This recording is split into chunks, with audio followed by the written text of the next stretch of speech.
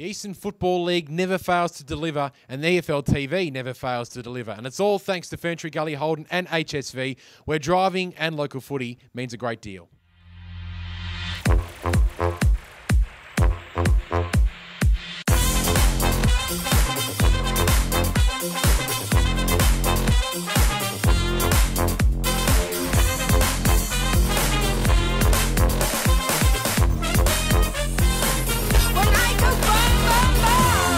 Week 4 in the Eastern Football League. Time flies when you're having fun. More importantly, time flies when you're involved with the EFL. And one man who just cannot wait for this upcoming weekend. Plenty of storylines over the past 3 weeks.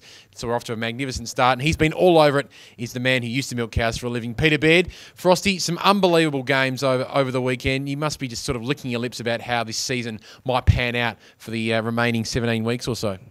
Yeah, mate, absolutely fantastic start to the year. There's been some surprises. There's been some storylines we expected, but all in all, just EFL footy gets better and better every week. Well, let's get stuck into the EFL agenda, and we'll have a look at Division 1 first. And the biggest storyline to come out of the weekend was undoubtedly Vermont's thrilling game in their 1,000th EFL match. They were able to get over the line against a very gallant Norwood, who a lot of people predicted would win the game. How do you see that result for Vermont, and what kind of confidence will that do for the rest of the season? It's a really important win for Vermont. They really didn't want to be starting the season with 3 losses from 3 games. They really fancy themselves as a genuine contender in Division 1 this year, and they would have been playing catch-up footy, trying to chase the tails of some of those teams that have got off to a fantastic start. So to get that win in such a landmark, historic game for the football club, the 1,000th game of Eastern Football League football for the Vermont Football Club, it's a huge shot in the arm for them and really kick-starts their year. It allows them to start to work into the season, start to string a few wins together and really stake a claim as one of the teams to beat this year. And unfortunately for Norwood, weren't able to get the chocolates, but they're no doubt going to be a good team in season 2013. In Division 2, on Anzac Day, there was 2 games in Division 2. One, Doncaster East Donvale, which we saw. Magnificent game, that one. But Mooroolbark and the Waverley Blues played a twilight game starting at 6 o'clock. And we had Victoria Halkias out there. She had a chat to the victorious coach, Mooroolbark coach Brett Fisher, after the game to talk about Anzac Day and the occasion. All right, good game tonight, Brett. You're behind in the end of the third quarter. You happy with the outcome of the game? Oh, clearly. You know, you win a game of football and no matter who the opposition is, you know, you're just happy to be in front at the end of the game. So, you know, we played a couple of poor quarters in the second and the third, but really stood up, certainly after the 5-day turnaround. What happened in the huddle at three-quarter time that got you guys over the line? What happened?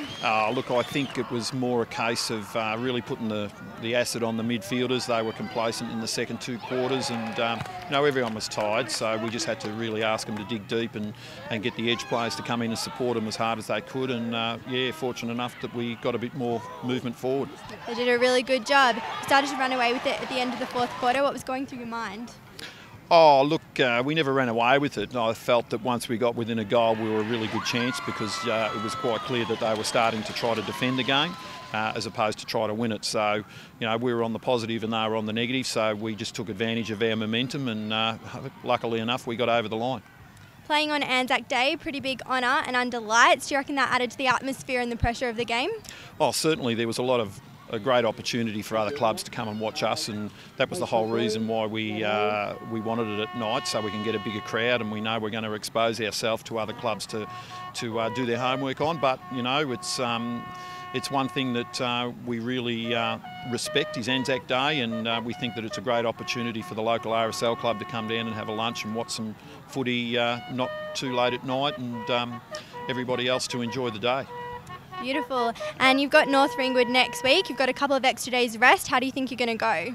Oh, look, they're a terrific side. We've done a fair bit of homework on those, so as you need to do. Look, you know, the extra couple of days rest will be, you know, paramount for us. So, you know, we need to prepare. We've obviously need to do a lot more of our homework on them, and hopefully they pick up a couple of injuries as we have done in the past couple of weeks. And yeah, hope it's game on.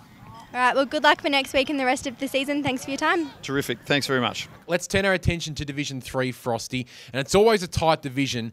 And we saw two undefeated teams go up against each other last Saturday afternoon, Wanty South and Templestowe. The Dockers getting the chocolates. Now the Dockers go up against Mitcham, who are still undefeated. So the battle of the undefeated teams in Division 3, it's going to be a magnificent contest. It certainly is, Ben. And who would have thought going into round 4, two of the teams that we'd be talking about as the ladder leaders, the pace setters in Division 3, are Mitcham, who finished 5th last year, and Templestowe, who just missed out on playing finals. So these two teams have really improved this year. They've taken their game to another level. Templestowe were fantastic in their win over Wanturna South last weekend. Wanturna South were gallant. They came hard at the Dockers late in the last quarter. Templestowe had the game to really hold on when they were challenged, though. And Mitcham, they've just taken all before them. There's not much room left on that Tigers bandwagon at the moment. They're gathering momentum. Certainly looking forward to seeing the result of that one. We'll certainly be covering that one on Saturday afternoon around the grounds. And Frosty, in Division 4, who would have thought we'd ever be uttering the words Surrey Park undefeated? They're 2-0 after 3 rounds. Of course, they had the bye in round 2. But an even more impressive win last weekend than their round 1 victory. A magnificent win over Coldstream by pushing 10 goals. The question is, I know it's early, but are they the real deal? Well, quite possibly. I think we're going to find out a lot about how much Surrey Park have actually improved this weekend as they take on the undisputable kings of Division 4 this year. I think it's South Belgrave. They only lost 2 games of football during the home and away season last year. Both of those were to the eventual premier in the Basin. They really fancy themselves as the team to beat in Division 4. Well, Surrey Park are going to really come up against the test. They're going to have their work cut out for them. Had a bit of a chat to Andrew Toop after their win over Coldstream last Saturday night. He said, look, this is going to be a yardstick, a measure of how far we've actually come. We started preparing for this game straight after the win. We spoke about how important it is to put our best game out there against South Belgrave. And they're going to go into this game full of confidence and really looking to take it up to a team that many teams aren't going to get close to this year. So it's going to be a real measure of how far the Panthers have really come so far. Well, some significant games in Division 1 over the weekend. Of course, for Vermont, the 1,000th game. But one individual man, Paul Tredray from Knox, it feels like he's been around forever. Talking to Phil Merton during the week, and Phil remembers playing against him in the early 2000s. That's how long he's been around. But Paul's been a magnificent servant of the Knox Football Club, played his 250th game on the weekend, and Braden Ingram went out to Knox training and had a chat with the man himself. Thanks, Ben. Paul, you played your 250th for Knox last week. How good did it feel to get the win?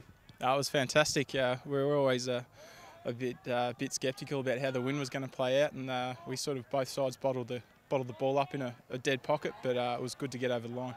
And it was a really tight game. Was there any moment where you thought you had the game won? Oh, not really. No, not until the last second, to be honest. And now your dad, Andrew, presented you with your life membership badge last week before the game. How'd that feel? No, that was fantastic. I didn't actually expect that. I just thought that'd be a bit of a formality at the end of the year, but to be presented in front of the crowd on our past Players' Day was sensational. And when you look back over your time here at Knox, how much fondness will you have of it? To be honest, I've spent so much time here. It's been a massive part of my life, really. Every memory is cherished. So, any thoughts beyond this season, or just keeping it in this season at the moment? Beyond the season, really, I just think I'm going to hang them up. So yeah, I'm not going to. No, I've had too much good luck to push it. So fair enough. And so far, you've beaten Blackburn, Eastbourne, Burwood, and Scoresby. They've all been really good wins, and it's great. It's been a while since you've been 3-0 for the start of the season. Is it a case of just looking one game ahead and not looking too far at the moment? Yeah, pretty much every game's like that in Division 1. You certainly can't write anyone off. And it's probably not that there are strong sides or weak sides, but inconsistent sides. And I guess every team's striving to be consistent. So. Your coach John Knight described earlier in the season that it's really very much Division 1 football, very much a marathon and not a sprint. You've got to take your time. You can't look at look ahead. You've got to just keep your eye on the week. How do you keep keep a lid on the season so early in? It's probably just breaking down each game as they go. Just rip out the cliches and quarter by quarter, contest by contest. Just trying to keep things in perspective like that. So yeah, you don't need to look too far ahead. It's really good. And how's training been? Have the boys been up and about now that you've got the 3 wins? And is there a bit more excitement around the club? Definitely, probably some excitement, but also a bit of pressure from within. Even though we've had a few injuries, the spots are up for grabs, so things are competitive. And you got Lilydale this week, big game. They really tested Baldwin last week. How do you feel going into the game, and who do you think you've really got to watch out for? Oh, as per usual, Marcus Hotties will be hanging around the field. I'll have to watch him. I know they've got a couple of other. I'm not too sure of the whole list, but no, it'll be a danger side. It's always tough out there. No one likes. Well, we used to not like going there, but they've had the surface redone, so it's much nicer now, I guess. And last question. Obviously, you think this will probably be your last season. How desperate are you to play finals this year? Is it an obviously you want to, but is it an absolute must, or you just take it as it comes? I think for the club, it's a must. We've never really gone backwards as a club in the 30-odd year history of the club. So no, overall, it's a must. Yeah. Well, Paul, congratulations on the 250th game, mate, and good luck for the rest of the season. Thanks. Now, Frosty, our attention now turns to another Division 1 club who've come up from Division 2, worked very hard to get up there, and that is Roeville, who have had a mixed start to the season, but a wonderful victory on the weekend. The Hawks sit 2-1 at the moment. How do you rate them? I know you, in the past, have had quite a good affiliation with the club. Now, from sort of a more neutral outsider's perspective, how do you see their start to 2013? Well, they've definitely surprised some of the sides already. Their fantastic win against South Croydon on the weekend. They obviously surprised Vermont in round 1, but a disappointing second half fade out against Lilydale. I think they're going to be up and down throughout the year. If they bring their best footy, they're going to be a team to be reckoned with, and you can't underestimate the importance of Robbie McEwen, their captain, back into the side last weekend, and they looked like it's like a 10-goal better side. So a really great win from them on the weekend against South Croydon, who hadn't had a loss yet before that game. So a really important kickstart for Roeville to show that they probably belong in Division 1. So it's going to be really interesting to see how they come up against another team. We spoke about Surrey Park coming up against the measuring stick of Division 4. The Roeville Hawks are going to have their work cut out for them as they face the Baldwin Tigers out at SEM Park this weekend. Absolutely massive game, Pete. And heading up towards this game, our very own Damien Watson headed out to Seabeck Oval, the bottom ground, and had a chat with the coach of the Roeville Footy Club, Paul Minot. Thanks very much, Ben. Paul, how has the side handled the transition from Division 2 football to the intimidating environment of Division 1, obviously with a 2-win, 1-loss record? Yeah, look, so far so good. I mean, look, obviously pretty pleased with the way we started.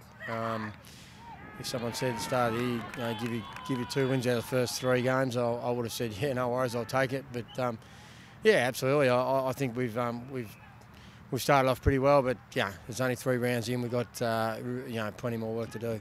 Well, you've had a comprehensive 70-point victory over South Croydon last week, of course, and that narrow victory over Vermont in round 1. Has a sense of confidence permeated throughout the side?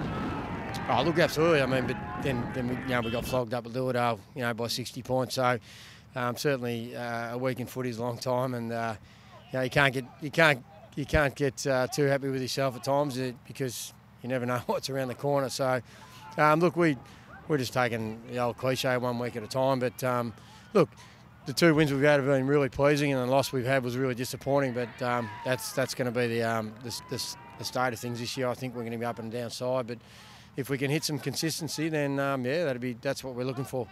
Now, Cody Morris has booted 13 goals thus far in season 2013. He must be an invaluable contributor to the side. Oh, absolutely. Cody's very invaluable. He straightens us up. When you've got a full forward, 6'5", and can move like the way he does, it's a pretty key target for us for the players to come, when they're coming forward to look up to. So, he's very handy. But look, we've got other forwards around there as well that certainly chip in and do their job.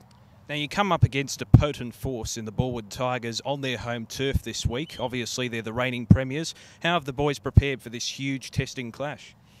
Yeah, well, obviously tonight's training tonight, so we're going to prepare for that. Look, it's not a daunting task to me. It's just a great challenge, I think, for the playing group. Last year's premiers on a small, tight ground. I think that it's the biggest challenge in the game, I suppose. Apart from you obviously got your teams like Baldwin, Noble Park, Vermont and Norwood this year, and a lot of the other sides that have been around for a long time. It's a great challenge for us as a club. We've never played. I don't think we've ever played Baldwin in the history of the club. So it's an enormous challenge for us, and it's one that we're all looking forward to. Now, how do you intend to negate the influence of players such as Jeff Goebbels and Rennie Gilchrist of the Baldwin side, who've had magnificent seasons so far?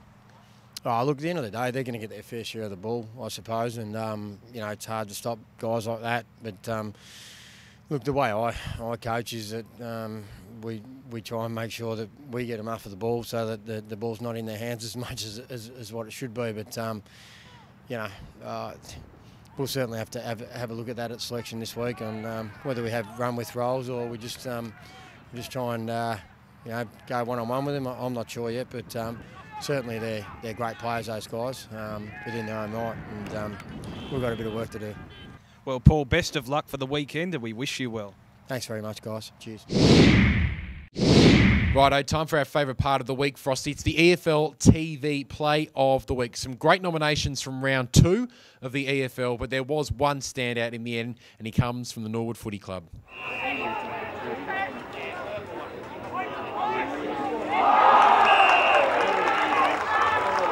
Congratulations to David Johnson. The high-flying David Johnson, of course, won the Mark of the Year in 2012, and he set a pretty high standard in 2013 as well.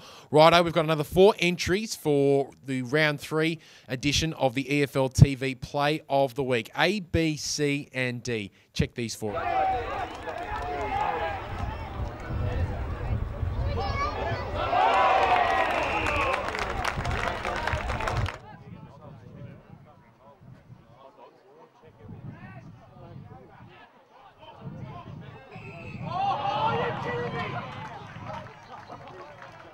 There's no point popping it up to the top of the square with the number of players that are in the forward line for Doncaster East. Daniel Mead sets sail for goal, and it might not be done with yet, Doncaster East. There might be a few minutes left in the...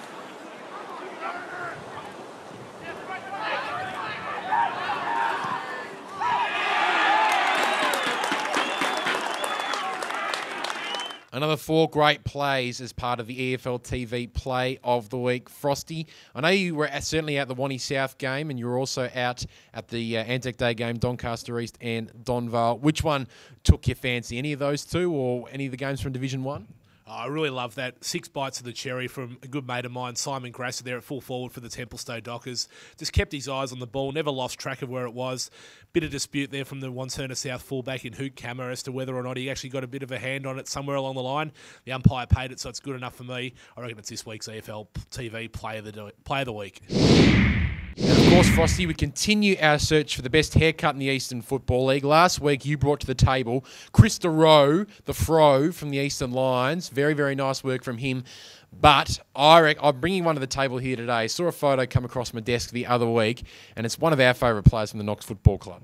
Yeah, Brendan McKeer, the long dreadlocks tied all the way down in the middle of his back. Yeah, that's a beauty, Frosty. No doubt about that one. Now, if you've got any players or people around the club or umpires can even get involved in this one, if you've got any ripping haircuts lying around your club, make sure you send them in, a photo of that person, to competitions@efl.org.au, and we'll look to feature them right here on EFL TV. Well, there you have it, Frosty. Done and dusted for another edition of EFL TV. Week 4 coming up. You look at all the games across all the 4 divisions, there's some absolute standouts there. Oh, there certainly are, Ben. I reckon we're going to find out a little bit about some teams, whether or not they're the real deal or they're just pretenders staking an early claim to potentially being a challenger. I can't believe you're saying this at the only after 3 weeks. But thanks for joining us here on EFL TV. We'll catch up with you next week.